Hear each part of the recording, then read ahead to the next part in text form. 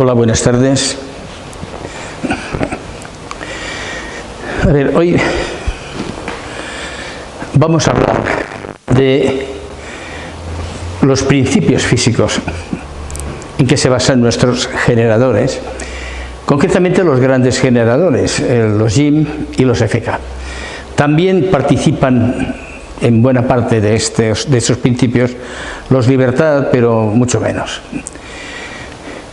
Los pequeños Libertad, pues, bueno, sí, también tiene un motor de Platón, pero luego el resto es muy sencillo.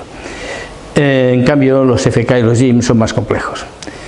Los JIM, detalle en otro momento, que son como 3 o 4 o 5, depende de la potencia que se quiera dar, generadores que trabajan simultáneamente, pero vamos a decir 3, ahora comprenderán por qué, en los cuales la reactiva de un generador es en 90 grados la activa del otro.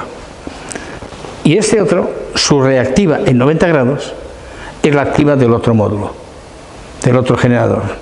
Y este otro, también en 90 grados, su reactiva es la activa del otro. Es un círculo, 3 giran en un mismo eje y todo se mueve por un motor de Platón, que es un iniciador que no necesita estar conectado a nada y que, esto sí daremos una idea hoy, que lo importante tanto del JIM como del FK es el motor, es la base conceptual de ellos, que del JIM ya lo hemos dicho, es un generador normal, entre comillas, aunque no exactamente normal, porque la forma de recoger la electricidad de las bobinas es diferente de cómo se hace convencionalmente, pero el FK es totalmente diferente.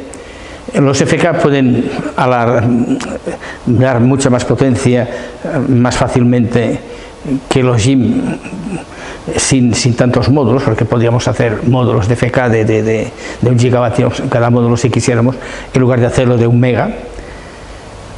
Y vamos a hablar del FK, los principios físicos en que se basan. Y vean lo importante que es conceptuar las cosas de otra manera, porque por algún motivo se explican las cosas de una forma muy especial, que parecería que fuera maliciosamente, y entonces no se entienden las cosas. Fíjense, decimos FK porque nosotros decimos Faraday, Kepler. Bien, aquí tenemos el Sol, aquí tenemos la Tierra. Imaginemos que aquí tenemos Saturno, un gran planeta.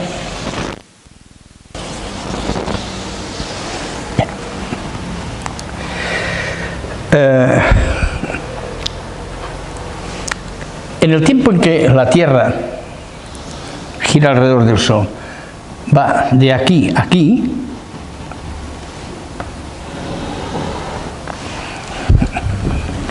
en este tiempo, y ahí viene el error, aquí viene el problema, sin embargo, en este mismo tiempo, Saturno tenía que haberlo hecho aquí.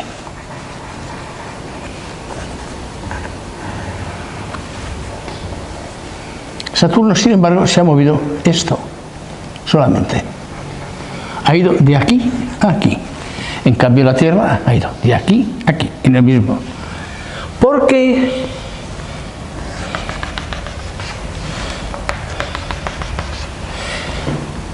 según las leyes de Kepler, esta superficie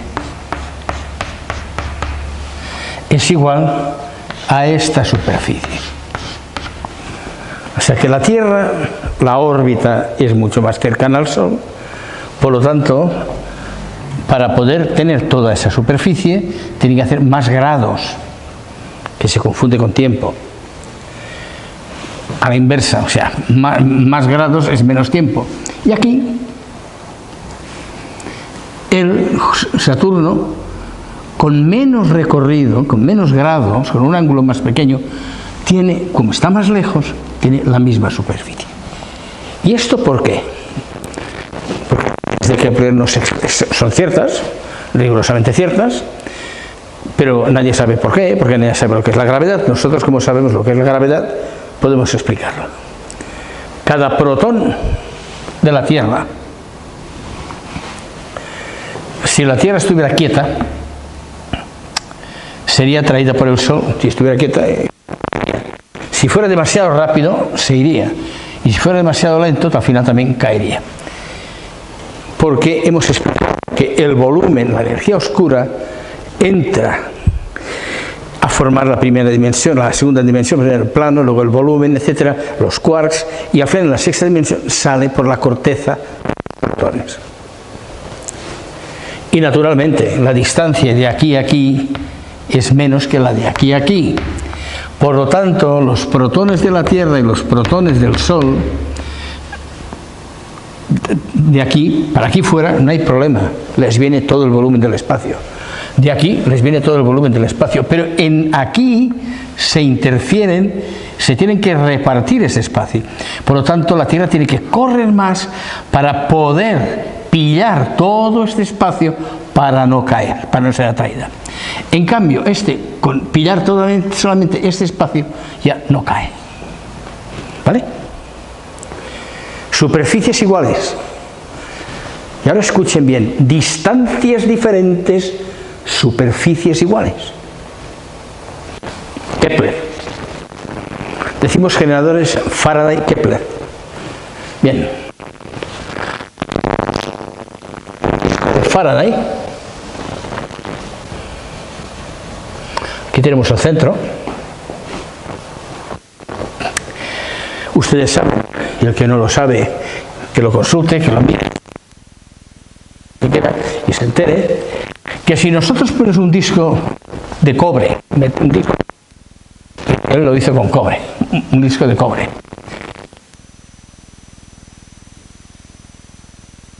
puso una así, de un lado a otro, y entonces eso es el eje. Si nosotros aquí tenemos una batería,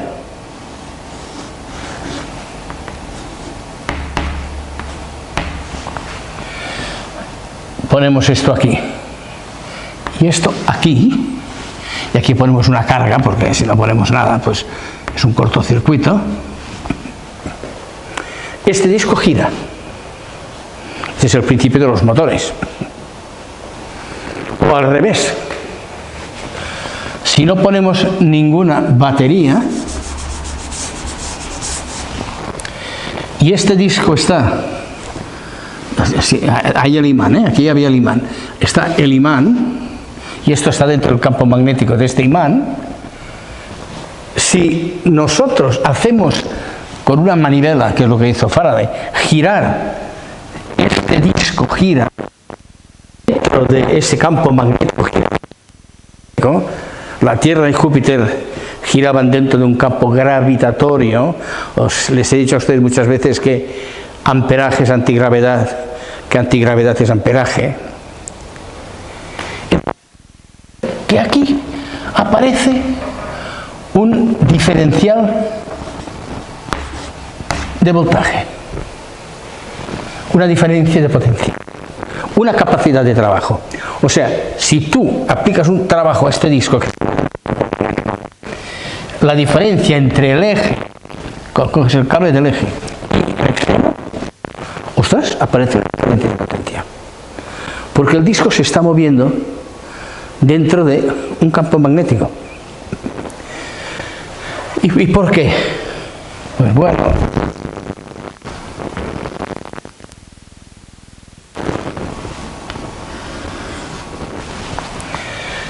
los átomos de cobre de aquí, dentro de este campo magnético, se mueven de aquí a aquí. Pero los electrones, o sea, los átomos y sus electrones, naturalmente, de estos átomos de cobre de aquí, mientras está hecho esto, se mueve esto.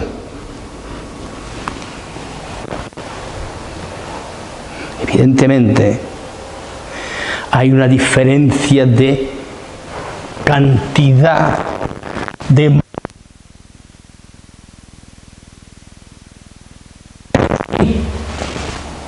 Faraday, gravitación Kepler.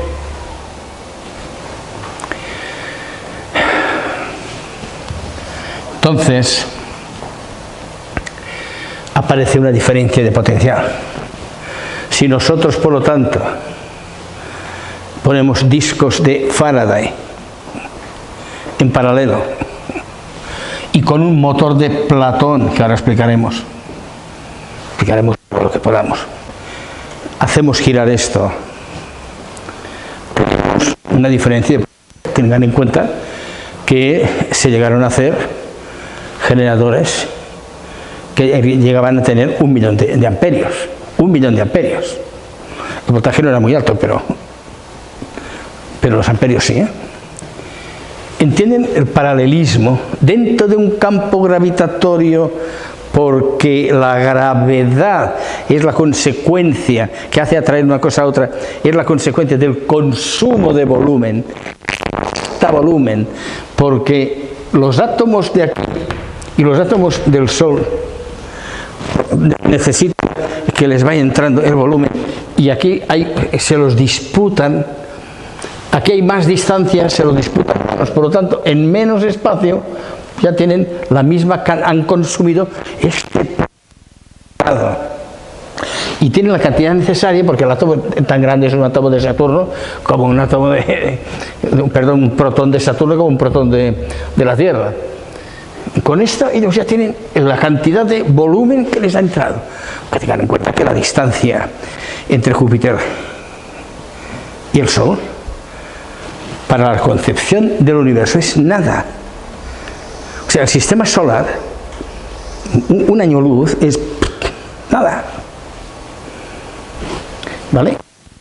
Esta cantidad de biplano, la gravedad, directamente proporcional al cuadrado de la distancia, no al volumen. Que es un plano. Faraday, estamos hablando de lo mismo, que unos átomos se mueven dentro de un campo magnético, no gravitatorio. Y ahí necesitan más o menos campo magnético, esta parte del volumen, porque el volumen es gravitación y magnetismo perpendicularmente,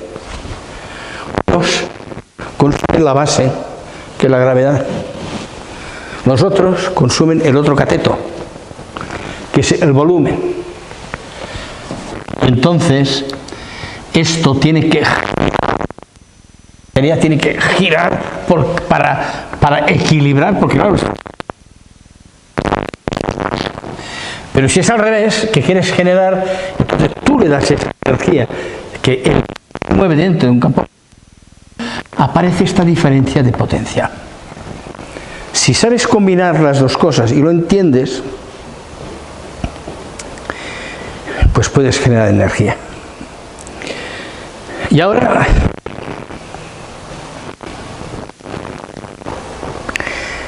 algo muy importante. Tanto el disco de Faraday como con los solenoides hace falta el movimiento. Y entonces, claro, el movimiento normalmente o hace falta un borrico en una noria, o hace falta un señor pedaleando, o hace falta una máquina que mueva. Platón concibió, entendió el hombre, que tenía que haber en el universo algo que fuera capaz de moverse por sí solo, que empujaba todo.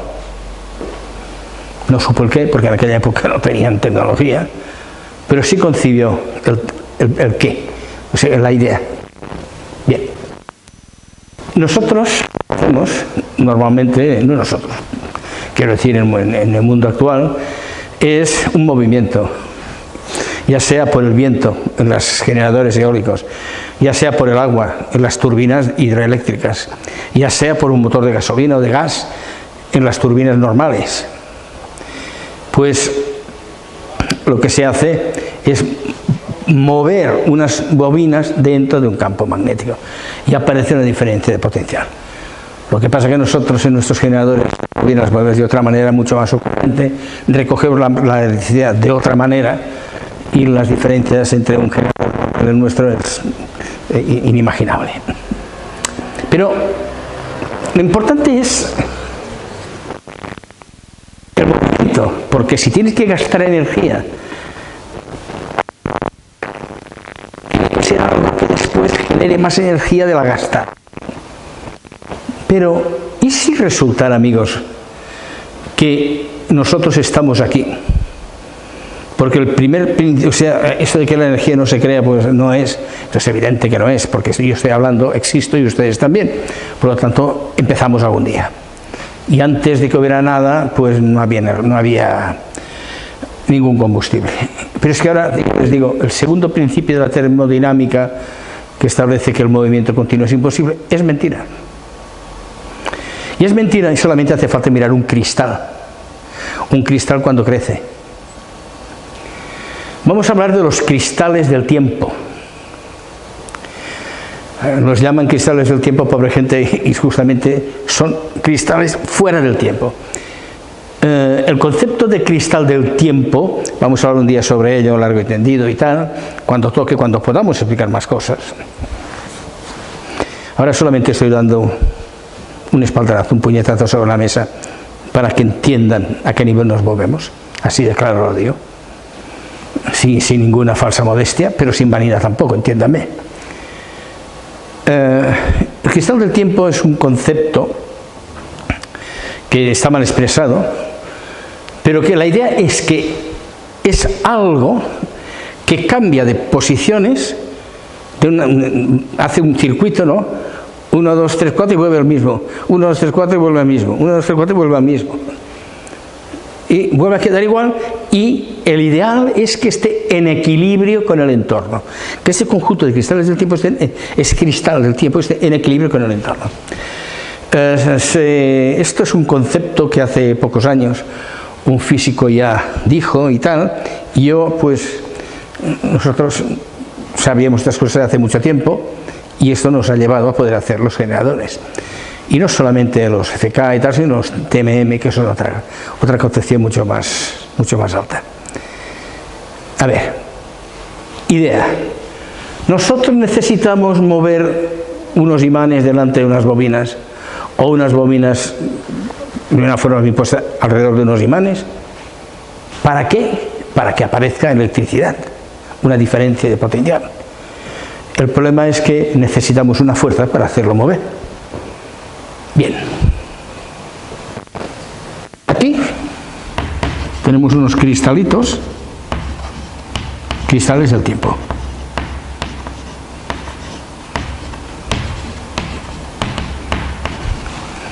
Que con nuestra tecnología son muy fáciles de hacer. Miren, les diré que en el motor de Platón interviene el efecto Casimir electrónico. Yo lo digo, yo siempre he dicho efecto Casimir gravitatorio inverso. El concepto de movimiento continuo, que es el cristal del tiempo. Y luego algo que sea capaz de, yo lo digo superconductor, de recoger la electricidad que se genera muy fácilmente sin resistencia. Bien, yo tengo unos cristales del tiempo. Les diré que, aparte de la concepción teórica, desde hace poco tiempo se ha logrado conceptuar mejor el cristal del tiempo, y ahora se acercan bastante, y han logrado incluso dos escuelas diferentes, unos han logrado fabricar cristales de tiempo. Lo que pasa es que son muy optimistas, realmente no han fabricado nada, porque lo que hacen son flujos de iones, flujos de iones en rotación. Pero lo importante es lo que les voy a decir ahora. Sí que se ha visto que esto no es exactamente un cristal del tiempo, pero este flujo se mantiene, pero al final no se mantiene mucho tiempo, pero durante un tiempo están en equilibrio con el entorno, por lo tanto no hay entropía, no gasta energía, no gasta nada. Y se mantiene eternamente. El universo empezó justamente por ese principio, los cristales del tiempo, que fueron los que iniciaron algo que parecía imposible. En su momento les explicaré la relación entre Pitágoras y Fibonacci, y verán que la secuencia Fibonacci sale de Pitágoras y el número Fi, y es el cristal del tiempo.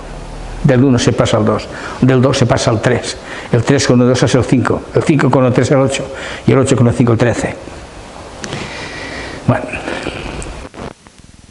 nosotros tenemos aquí unos cristales de tiempo, y lo que es cierto es que tú puedes mantener los cristales de tiempo que hacen ahora, que no son cristales, son flujos de iones, dentro de un campo magnético. Ergo, el campo magnético influye sobre los cristales del tiempo.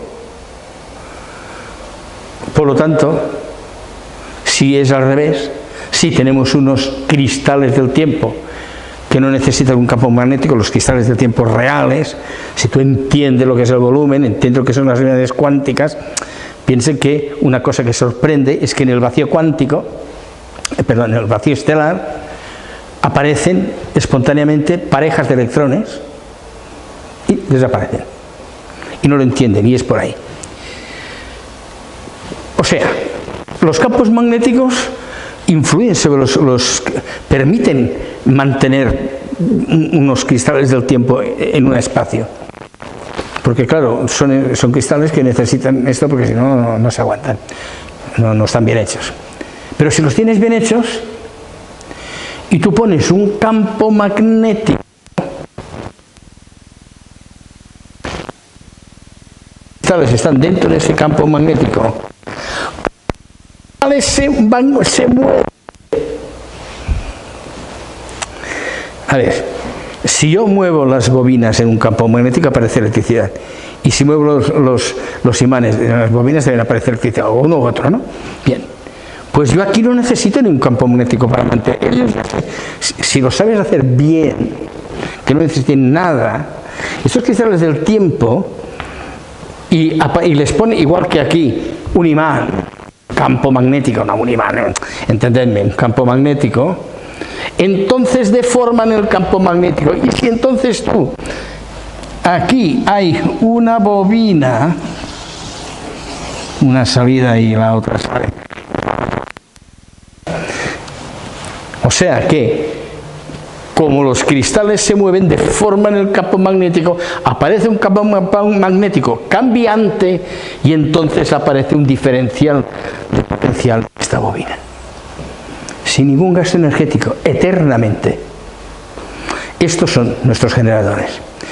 Esto, hecho adecuadamente, puede dar lugar a un motor de Platón, un iniciador, y este iniciador entonces ya y hará girar los discos, o moverá los generadores de los GIM, o moverá lo que sea, pero no hay gasto inicial, cero. ¿Bueno? ¿Entienden? Si estos cristales van cambiando, 1, 2, 3, 4, repiten el ciclo, por lo tanto deforman el campo magnético. Es un campo magnético cambiante sin necesitar a nadie pedaleando. Y entonces la bobina que los envuelva, pues todo esto, a ver, yo lo digo de una forma así muy, tiene su intríngulis y tiene su detalle. Una vez estabilizado todo esto, aparece un diferencial de electricidad. Luego tú lo utilizas de mil maneras, y puedes ir a un alternador, puedes ir a lo que tú quieras, y hace girar todo el conjunto del gran generador que genera grandes cantidades de electricidad. ¿Pero por qué? Porque se mueve por un motor de Platón, que, pero hacer girar los ejes de aquí, o los ejes de los módulos del GIM, o de otra forma en los TMMs, sobre un superconductor, etcétera, pues de una forma o de otra. Pero el principio es si estamos creando, señores, estamos repitiendo un proceso gracias al cual estamos aquí, que es la creación. Es entender la creación, es entender realmente qué significa la serie de Fibonacci, es entender lo que queremos decir cuando decimos las cosas solamente se pueden hacer de aquello que tienen a su alrededor. Si tú tienes piedras, a las casas de piedra, y si tienes arcilla, a las casas de arcilla. El universo ha tenido que utilizar lo que tenía a su alrededor, que era la geometría, la posibilidad geométrica, la diferencia entre las partes, lo que explicamos muchas veces, y con esto de una forma matemática y geométrica aparece una posibilidad, al cambiar los ángulos, que la energía en un rato, en un momento, da la vuelta y es la misma, que se utiliza para el otro rato, para el otro momento, cambian las caras, los cristales del tiempo van dando toda la vuelta y siempre están allí y van cambiando, van cambiando, van cambiando. Y si, hay un campo, si los pones dentro de un campo magnético, deforman el campo magnético, pum, pum, pum, lo van cambiando y recoges electricidad. Venga, un abrazo a todos.